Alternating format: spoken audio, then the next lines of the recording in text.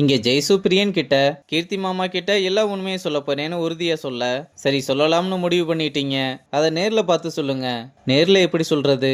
அவர் ஊர்ல இருந்து வர்றாருன்னு சொன்னீங்கல்ல, இந்த மாதிரி விஷயத்த நேர்ல சொன்னாதான் சரியா இருக்கும். ஆனா அதுக்கப்புறம் நடக்க போற கான்சிக்வன்சஸ நீங்க தான் ஃபேஸ் பண்ணணும்னு சொல்றான். இங்க மீராவை வச்சிருந்த அரியர் எல்லாத்தையுமே கிளியர் பண்ணிட்டா போல. ஆனா அஸ்வின் அதை எதையுமே கிளியர் பண்ணாதனால சீட் பண்ணி பாஸ் பண்ணலாம்னு ஒருத்தரை பார்க்க வர, அவரும் கிரிஜாவோட அபார்ட்மெண்ட்ல தான் இருக்காரு. மீராவும் இந்த அபார்ட்மெண்ட்டுக்கு எதுக்கடா வந்தேன்னு கேட்டா, அவர் இங்கதான் இருக்காருன்னு சொல்றான். வாட்ச்மேனும் வந்து யாரை பார்க்கணும்னு விசாரிச்சுட்டு மீராவை பார்த்ததும் வணக்கம் ஜூனியர் வக்கீல்னு சொல்றாரு. அஸ்வினும் ஒன்னும் புரியாம, என்னடி அவர் உன்னை ஜூனியர் வக்கீல்னு சொல்றாரு, டே அதெல்லாம் எதையும் கண்டுக்காத, நீ போய்கிட்டே இருன்னு சொல்றா. அப்புறம் அஸ்வின் மட்டும் அவரை பார்க்கறதுக்காக கிளம்ப மீரா வண்டிக்கிட்டே நின்னுகிட்டு இருக்கா. இங்க அஸ்வின் அவரை பார்த்த விஷயத்த சொன்னா, பேப்பருக்கு 20,000, உனக்கு எத்தனை அரியர் இருக்குன்னு கேட்டா 7 பேப்பர்னு சொன்னதும் அவரும் ரொம்ப குசியாகி, சரியான பார்ட்டியா இருக்கியப்பா, ஒரு பேப்பருக்கு 20,000னா 7 பேப்பருக்கு 1,40,40,000 ரூபா, கேஸா கொண்டு வந்தா எல்லாத்தையுமே முடிச்சிடலாம்னு சொல்றாரு.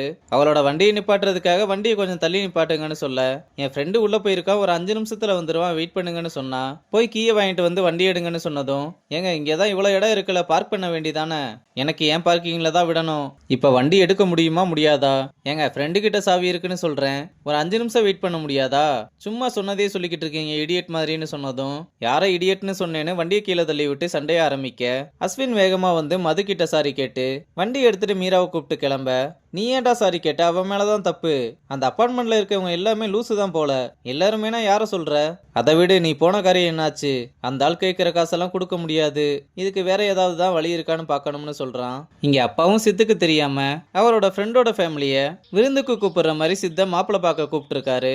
அப்ப சித்து வந்ததும் அவனை எல்லாருக்குமே இன்ட்ரோ கொடுத்துட்டு சித்தையும் பொண்ணையும் மட்டும் தனியா விட்டு அப்பா எல்லாரையுமே கிளம்ப சொல்றாரு.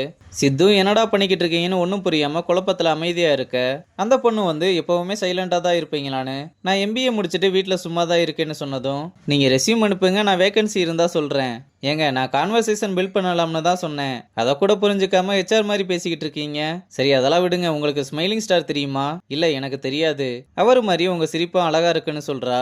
பொண்ணுக்கு சித்த ரொம்ப பிடிச்ச மாதிரி தான் தெரியுது.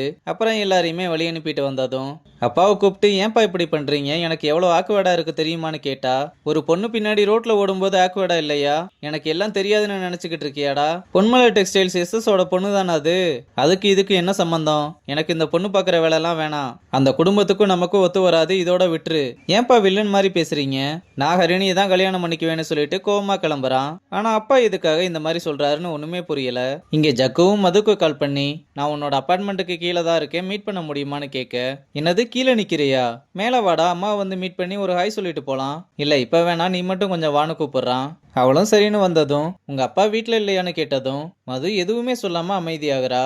உடனே ஜக்குவும், அன்னைக்கு அருணாவோட ஃபங்க்ஷன்ல உங்க அம்மா கூட ஒருத்தர் வந்தாரு, அவர் தான் உங்க அப்பாவான்னு கேட்க, அதுக்கும் எதுவுமே சொல்லாம அமைதியா இருக்க. உங்க அப்பா அம்மா 2 பேருக்குமே லவ் மேரேஜா?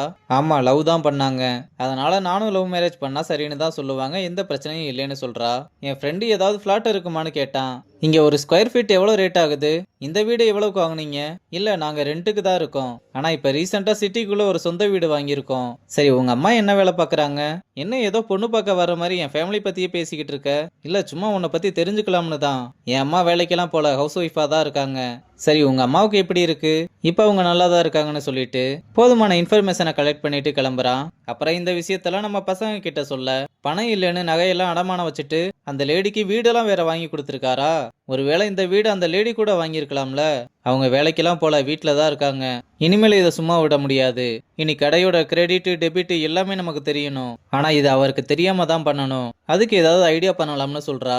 அப்புறம் அப்பா காலையில வாக்கிங் போயிட்டு வந்து முட்டு வலிக்குதுன்னு உட்கார, மீரா வந்து இந்த மாதிரி ஸ்ட்ரெச்சிங் பண்ணுங்க சரியாயிரும்னு சொல்லிட்டு, பிகாம் ஃபைனல் இயர் படிக்கிறதுனால இன்டர்ன்ஷிப் பண்ணணும்னு சொல்லியிருக்காங்க, அதான் நம்ம கடையிலே இன்டர்ன்ஷிப் பண்ணலாம்னு நினைக்கிறேன், இல்லம்மா நம்ம கடையில வேணாம், என் ஃப்ரெண்டு ஒருத்தன் ஜவுளி கடை வச்சிருக்கான், நான் அங்க சொல்லி விடுறேன், நீ அங்க போமான்னு சொல்றாரு. ஆனா மீராவும் விடாம நம்ம கடையிலே பண்ணிக்கிறேன்னு சொல்லிக்கிட்டு இருக்கும்போது அம்மாவும் வந்து என்னாச்சுன்னு கேட்க, அப்பாவும் விஷயத்த சொல்லும்போது ஹரிணி அங்க வர்றா. சொந்த கடை இருக்கும்போது வேற கடைக்கு வேலைக்கு போனா நல்லாவா இருக்கும்னு கேட்டா, இன்னொரு கடைக்கு போய் வேலை பார்த்தாதாம்மா பொறுப்பு வரும், ஏன்பா அவ கடைக்கு வந்தா உங்களுக்கும் ஹெல்ப்பா இருக்கும்ல, ஏம்மா நான் கஷ்டப்படுறேன்னு உங்க யார்கிட்டயாவது சொன்னானா? ஒரு மாசம் தானப்பா ப்ளீஸ்ப்பான்னு எவ்வளோ கெஞ்சி கேட்டாலும் ஒரு நாள் கூட முடியாதுமா. நான் வேற ஒரு கடையை பார்த்து சொல்றேன் அங்க போமான்னு சொல்லிட்டு போறாரு. அம்மா கிட்டயும் நீ கொஞ்சம் பேசி பாருன்னு சொன்னா அவர் இவ்வளவு தூரம் சொன்னதுக்கு அப்புறம் நான் என்னடி பேசுறதுன்னு சொல்லிட்டு கிளம்புறாங்க. எப்படியாவது கடைக்குள்ள நுழையலாம்னு பார்த்தா விடவே மாட்றாரு. ஹரிணியும் வேற ஏதாவது வழி கிடைக்கும் பார்த்துக்கலாம் விடுன்னு சொல்றதோட இந்த எபிசோட முடிச்சிருக்காங்க.